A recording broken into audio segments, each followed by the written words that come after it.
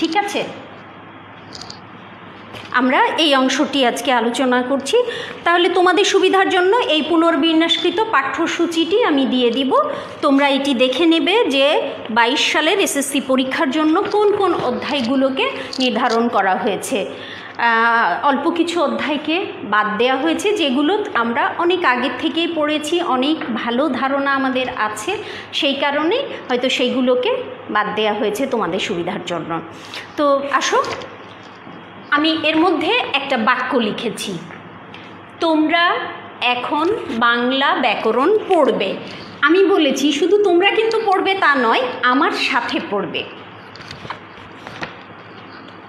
তাহলে এই ক্রিয়াপদটির সাথে, এটি হলো একটি ক্রিয়াপদ যেটি ছাড়া বাক্য গঠিত হতে পারে না। আমরা এভাবেও লিখতে পারি, অথবা এই রকম করে কয়ে রফলা দিয়ে এইভাবেও লিখতে পারি।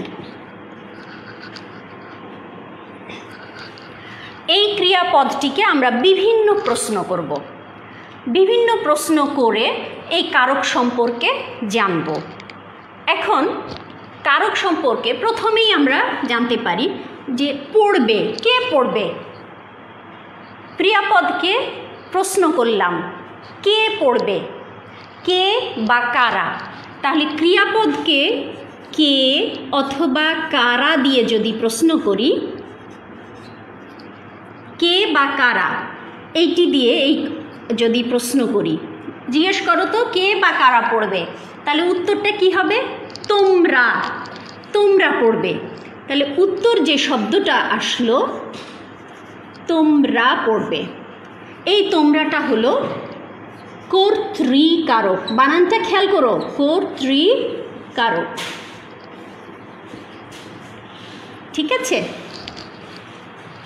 ক্রিয়াপদকে কে বা কারা দিয়ে প্রশ্ন করলাম, যে শব্দটি থেকে উত্তর আসলো সেইটি হলো কর্তৃকারক, অর্থাৎ এই বাক্যটার ক্ষেত্রে কর্তা কে, কে বা কারা। তারপরে আসো, আমাদের বইয়ে একটা বেশ বড় সড়ো বাক্য দেওয়া আছে, আমরা ভিন্ন ভিন্ন বাক্য দিয়ে আমরা বুঝে নেই, তাহলে ওইটি মিলিয়ে নিতে আমাদের সুবিধা হবে। এখানে আরও শব্দ থেকে গেল, এইটা পেয়ে গেলাম। এখন কি পড়বে তোমরা? বাংলা ব্যাকরণ পড়বে, তাই না? বাংলা ব্যাকরণ পড়বে।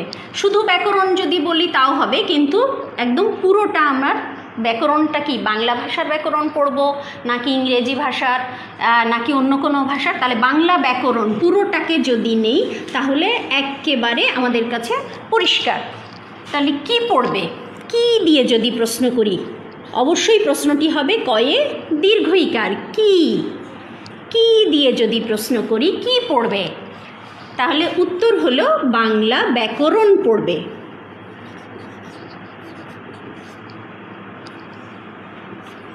ব্যাকরণ, আমরা অনেক সময় ভুল করে ব্যাকরণ বলে ফেলি, কয়ে আকার নাই কিন্তু, খেয়াল করবে বাংলা ব্যাকরণ এইটি হলো কর্মকারক, কর্মকারক।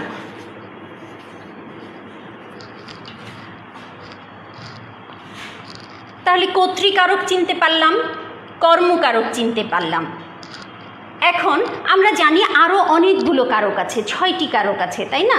করণ কারক, অপাদান কারক, অধিকরণ কারক, সম্প্রদান কারক।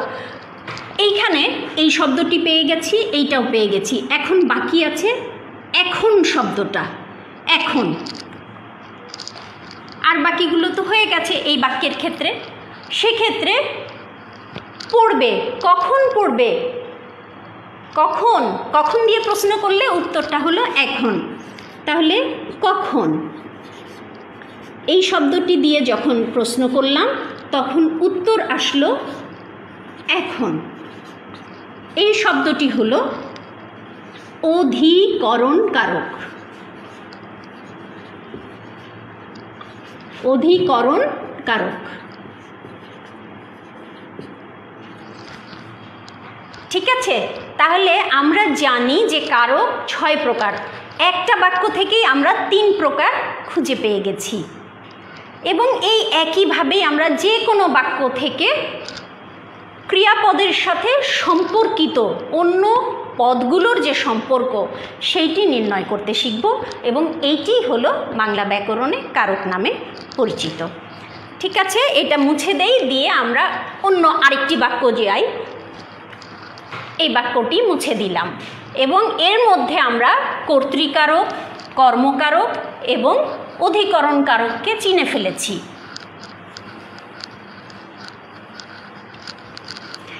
বাকি আছে আরও তিনটি।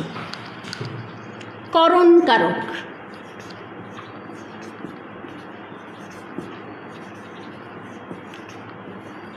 আরও আছে সম্প্রদান কারক,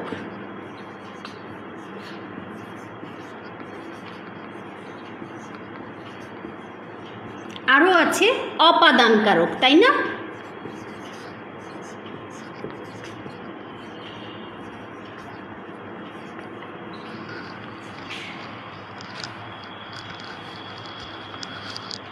বর্তমান পরিস্থিতিতে অনেক দিন থেকে তোমরা মাঠে খেলতে পাওনি, মনটা একটু কেমন করছে, তাহলে আমরা ওই রকম একটা বাক্য খুঁজে নিই।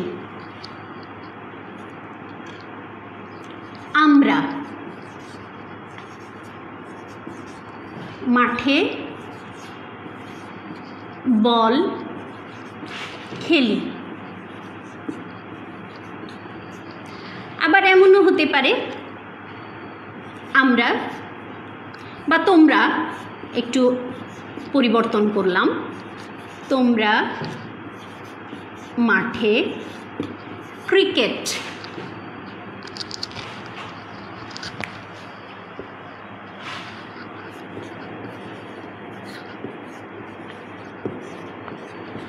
খেলো।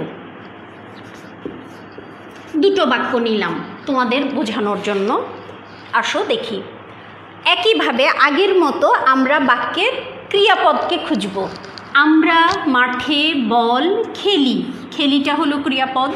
তোমরা মাঠে ক্রিকেট খেলো, এখানে এইটি হলো ক্রিয়াপদ। আমরা শিখে নিয়েছি ক্রিয়াপদকে কে বা কারা দিয়ে প্রশ্ন করলে কর্তা খুঁজে পাওয়া যাবে, তাই না? আমরা কর্তৃকারক শিখে নিয়েছি। কর্মকারক কি দিয়ে, এটা প্রশ্ন করব। কি কি খেলি, কি দিয়ে না, সরি, হ্যাঁ, কি দিয়ে, অর্থাৎ উপকরণ যদি হয়ে যায় তখন এটা হবে করণ। আমি আবারও বলছি, খেয়াল করো। একই রকম দুইটা বাক্য নিয়েছি তোমাদের যাতে পরিষ্কার ধারণা হয়ে যায়। আমরা মাঠে বল খেলি, কি খেলি, বল খেলি। তোমরা মাঠে ক্রিকেট খেলো, কি খেলো, ক্রিকেট খেলো। তাহলে একটু আগে তোমাদের বলেছি যে কি দিয়ে প্রশ্ন করলে কর্ম খুঁজে পাওয়া যায়। তাহলে তোমাদের মনে হতেই পারে যে এই বাক্যের বল শব্দটিও কর্ম, এই বাক্যের ক্রিকেট শব্দটিও কর্ম, কিন্তু এখানে একটু পার্থক্য আছে। পার্থক্যটা হলো, বল আমরা খেলি, এটি যেমন খেলার নাম, সেই সাথে যে উপকরণটা ব্যবহার করে আমরা খেলি সেইটির নামও হচ্ছে বল, অর্থাৎ উপকরণের নাম। কি দিয়ে খেলি সেই উপকরণটির নাম হলো বল। কিন্তু যখন আমরা ক্রিকেট খেলি তখন উপকরণের নাম কি ক্রিকেট? না, এটি খেলার নাম। উপকরণ হচ্ছে ব্যাট, উপকরণ হলো বল, তাই না? আরও যা যা লাগে তোমাদের, হ্যাঁ, তো সেইগুলো হচ্ছে উপকরণ। অর্থাৎ ক্রিকেটটি উপকরণ নয়, এটি খেলার নাম। আর এই বাক্যে এইটি খেলার নামের সাথে সাথে এটি একটি উপকরণও। মনে রাখবে, উপকরণ হিসেবে যেটি আমরা পাবো সেইটি হচ্ছে করণ কারক। ঠিক আছে? উপকরণ হিসেবে যাকে আমরা পাবো, অর্থাৎ কি দিয়ে খেলি, এখানে প্রশ্নটি হবে, তাহলে প্রশ্নটি কি হবে? কি দিয়ে। এখানে প্রশ্ন হবে কি দিয়ে। আচ্ছা, আমি এই বাক্যটি ক্লিয়ার হয়েছে নিশ্চয়ই। আমি এইখানে লিখি, নিচে লিখি, কি দিয়ে অথবা কি দ্বারা। যে শব্দ থেকে এই প্রশ্ন করলে উত্তর আসে, বল শব্দ থেকে, দেওয়া থেকে দাও, এটি হলো ক্রিয়াপদ, তাই না? এখন এই ক্ষেত্রে দেখো, কাকে আমরা ভিক্ষাটা দিচ্ছি? কাকে? ভিক্ষুককে। আর কাপড় দিচ্ছি কাকে? ধোপাকে। এই ক্ষেত্রে প্রশ্ন করলাম কাকে দিয়ে, তাই না? কাকে প্রশ্ন করেছি? কাকে।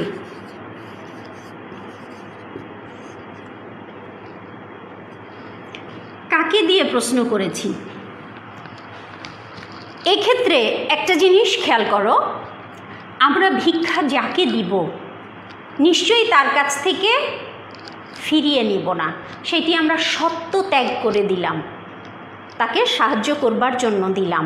আমরা এইটি বলছি না যে বৃহস্পতি বা শুক্রবারে আমরা তাকে ভিক্ষা দিয়েছি কাউকে সহযোগিতা করবার জন্য, আমরা কি বলে দেই যে শনিবারে এসে আবার ফেরত দিয়ে যাবে? নিশ্চয়ই না।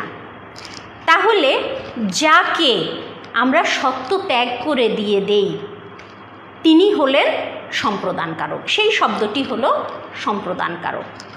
আর ধোপাকে আমরা কাপড় ধুবার জন্য দেই, লন্ড্রিতে আমরা কাপড় ধুবার জন্য দিচ্ছি, আবার কয়েকদিন পরে সেটা ধোয়া হয়ে গেলে ফেরত নিয়ে নিব, অর্থাৎ সত্য ত্যাগ করে দেইনি, সত্য ত্যাগ করে দেইনি।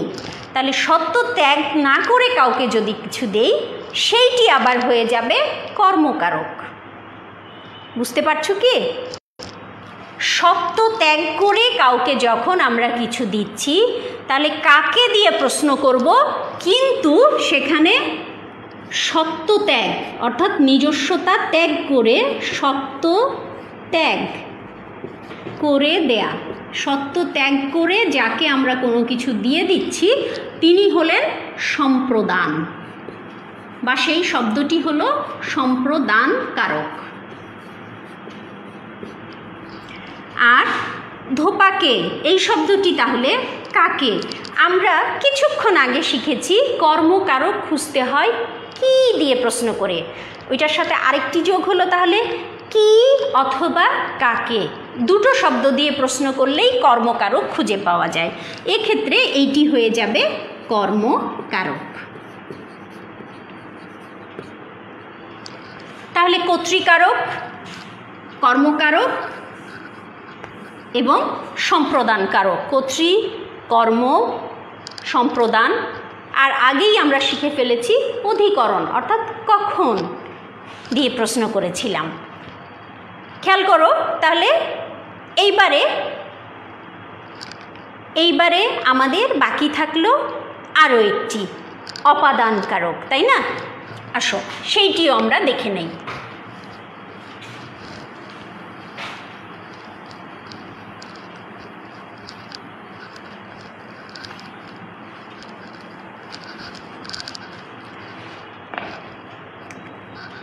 ক্লাসে কথা শুনতে শুনতে অবশ্যই কিন্তু তোমরা যারা উপস্থিত আছো অবশ্যই তোমরা তোমাদের নাম ক্লাস রোলটি লিখে দিবে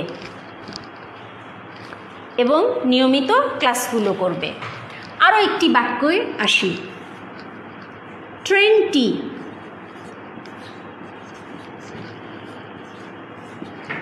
চাঁপাইনবাবগঞ্জ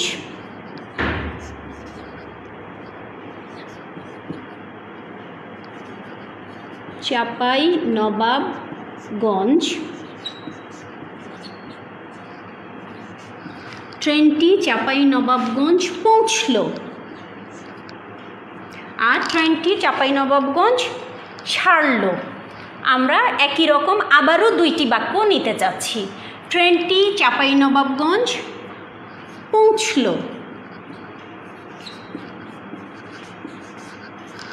আর ট্রেনটি চাঁপাইনবাবগঞ্জ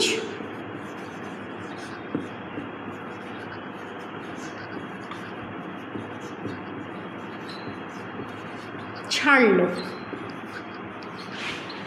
একই রকম দুটো বাক্য আমি নিচ্ছি, কাছাকাছি দুটো বাক্য নিচ্ছি যাতে তোমাদের কাছে বিষয়গুলো সুস্পষ্ট হয়ে যায়।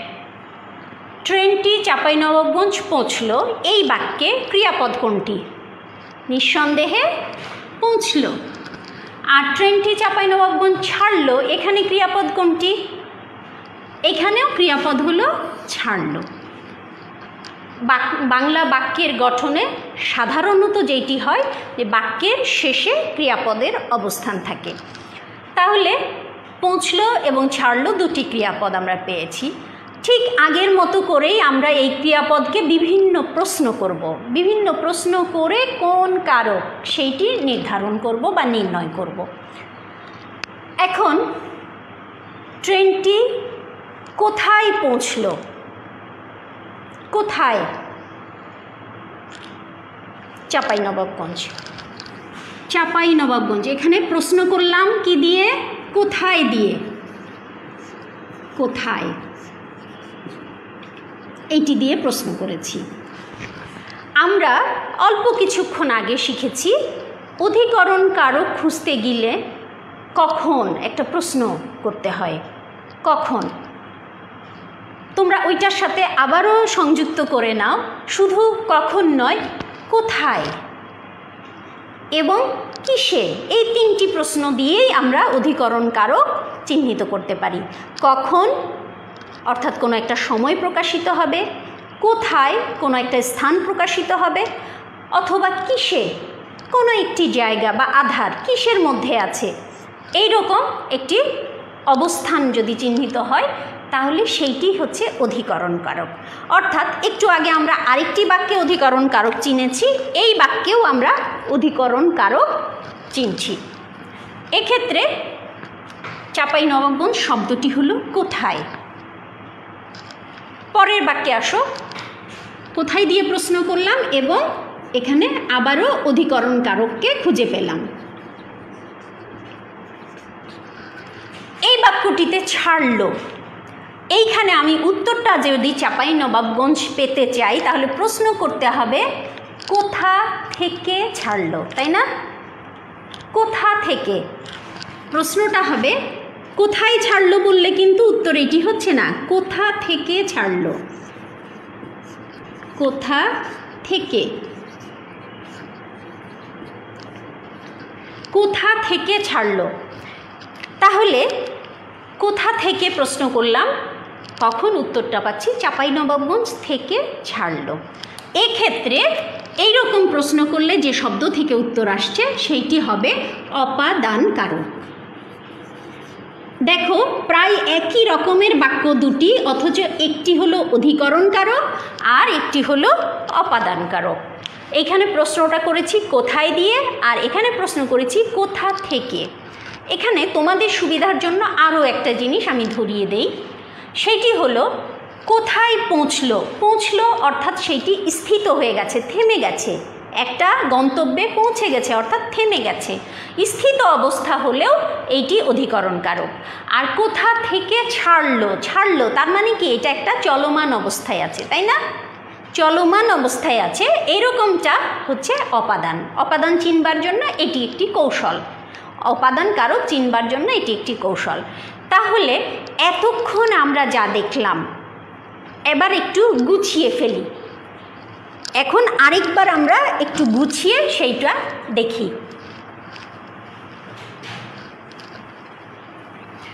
এই অধ্যায়ের সাথে আমাদের আরেকটি অধ্যায় খুবই জরুরিভাবে শিখতে হয়, সেইটি হলো বিভক্তি অধ্যায়। কারক চেনার সাথে সাথে আমরা বিভক্তিও চিনতে হবে এবং বিভক্তি নির্ণয়ের যে একটি চার্ট আছে আমি সেইটিও এখন তোমাদের দেখিয়ে দিব, তারপরে তোমরা সেইটিও একটু তুলে নিবে। যদিও আমাদের বইয়ে 148 পৃষ্ঠায় বিভক্তির আকৃতি দেখিয়ে একটি ছক আছে, তবে এইটি বোঝার ক্ষেত্রে একটু কঠিন হয়ে যায়।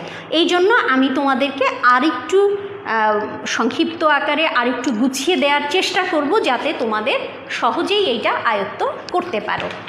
তো এসো আমরা কারকের যে 6টি ভাগ, শ্রেণী বিভাগগুলো আমরা জানলাম সেইগুলো একটু মিলিয়ে নিই। প্রথমেই আমরা জেনেছি কর্তৃকারক।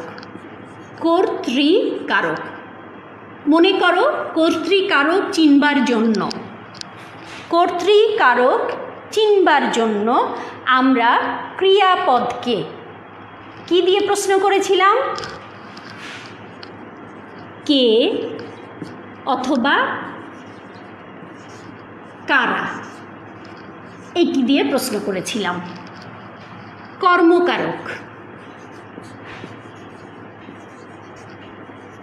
কর্মকারক এইটি চিনবার জন্য আমরা প্রশ্ন করেছিলাম কি অথবা কাকে।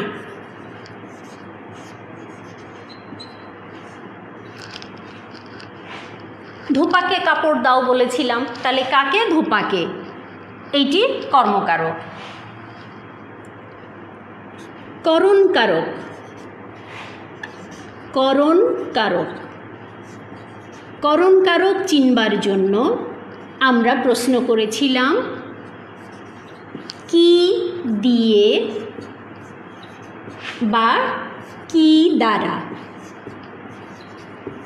এইখানে তোমাদের সুবিধার জন্য আমি বলেছি এইটি একটি অবশ্যই উপকরণ হবে, উপকরণ হবে। আমরা বল খেলি, বলটা একটি উপকরণ, কিন্তু ক্রিকেট খেলি বললে ক্রিকেটটি উপকরণ নয়, সুতরাং ওইটি আর করণকারক হবে না। এরপরে আমরা আসছি সম্প্রদানকারকে। সম্প্রদানকারক, এক্ষেত্রে আমরা দেখলাম সম্প্রদানে আমরা কাকে, এই শব্দটি আবার নিয়ে আসব কাকে। তাহলে কোনটি কর্মকারক এবং কোনটি সম্প্রদান হবে এইটি বুঝবার জন্য আমরা দেখব যে সত্য ত্যাগ করে দিয়েছি কিনা। সত্য ত্যাগ, যাকে আমরা সত্য ত্যাগ করে দিব সেই শব্দটি হবে সম্প্রদানকারক। আর এখানে সত্য ত্যাগ নেই, সুতরাং এটি হবে কর্মকারক। দুটি একই শব্দ, কাকে একই শব্দ হওয়া সত্ত্বেও শুধুমাত্র এই সত্য ত্যাগের বিষয়টির কারণে একটি হয়ে যাবে সম্প্রদান আর একটি হবে কর্ম। এরপরে অপাদান।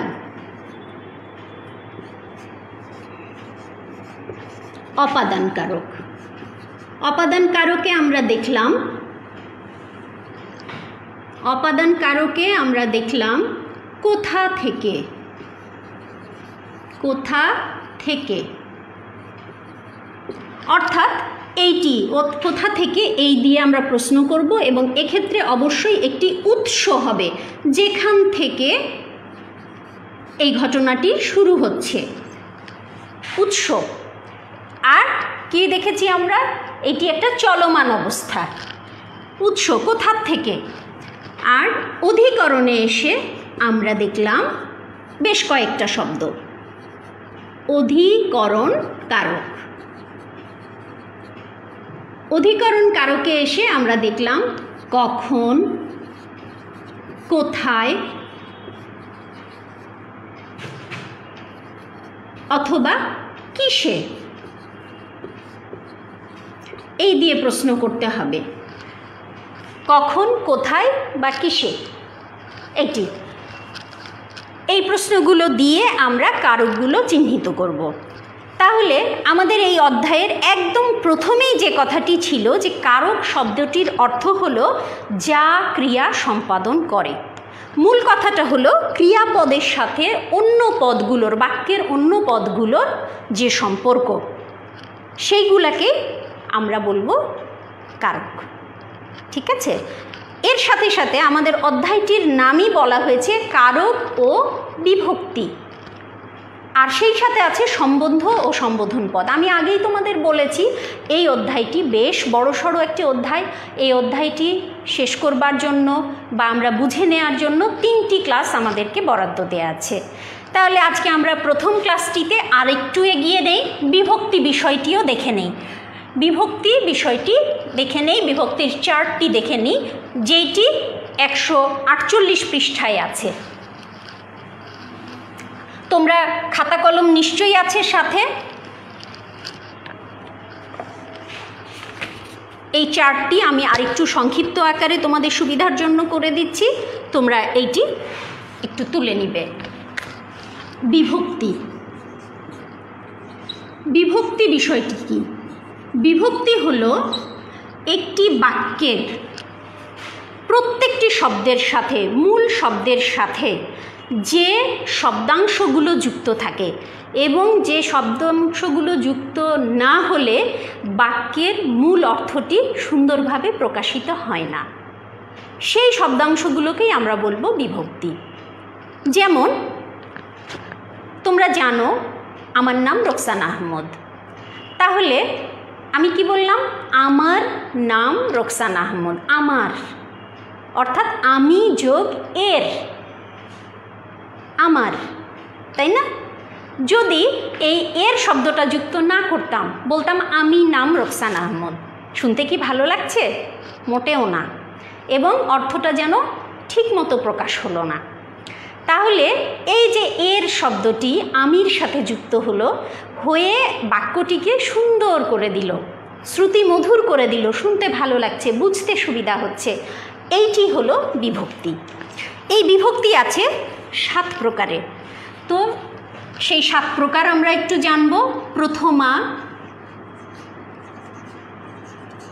দ্বিতীয়া,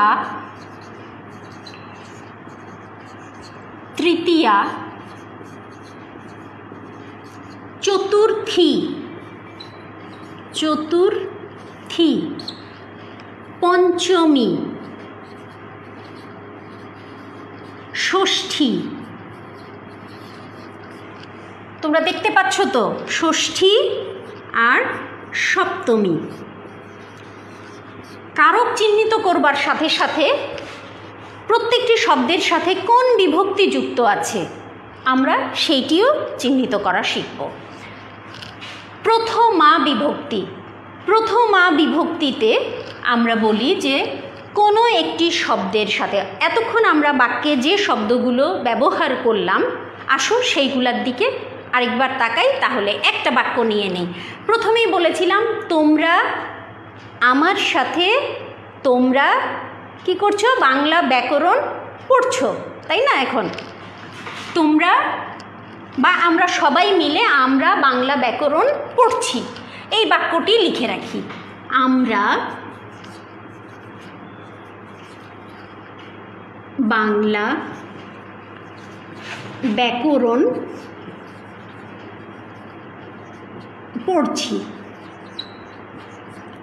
এটি একটি বাক্য। এখন দেখো, প্রথমা বিভক্তি হচ্ছে শূন্য, অর্থাৎ কোনো শব্দের সাথে যখন কিছু যুক্ত থাকে না। যেমন এইখানে দেখলাম আমরা, অর্থাৎ আমি,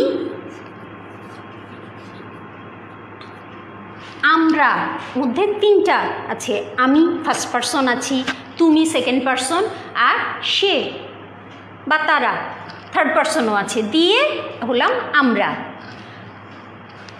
এটা আমরা আমি সহজটাতে, শূন্যটাতে আগে যাই। বাংলা একটা শব্দ, তার সাথে কি কোনো কিছু যুক্ত আছে? নাই, কোনো কিছুই যুক্ত নাই, বাংলা পুরোটাই একটা শব্দ। ব্যাকরণ, এটার সাথে কোনো কিছু যুক্ত নাই, এটাও একটা, তাহলে শূন্য বিভক্তি যুক্ত আছে। কিছু যুক্ত নাই মানে শূন্য বিভক্তি যুক্ত আছে। তাহলে প্রথমাতে হবে শূন্য, অর্থাৎ কোনো কিছু যুক্ত থাকবে না। দ্বিতীয়াতে কে, রে অথবা এরে, কে, রে বা এরে, এইটুকু আমরা রাখি। এখানে আমাদের বইয়ে আরও অনেকগুলো আছে, আমি তোমাদেরকে আগেই বলেছি, তোমাদের সুবিধার জন্য আমি সংক্ষিপ্ত করে দিচ্ছি। তৃতীয়া, তৃতীয়াতে আমরা লিখি দ্বারা, দিয়া, দিয়া বা দিয়ে, যে কোনো একটা হতে পারে, সাধু ভাষায় লিখলে দিয়া লিখতে হবে, বা কর্তৃকও লেখা যায়। আমরা বাচ্য অধ্যায়ে কর্তৃক শব্দটাকে পেয়েছি। দ্বিতীয়াতে কে, রে, এরে। চতুর্থীতেও ঠিক একই রকম, কে, রে বা এরে।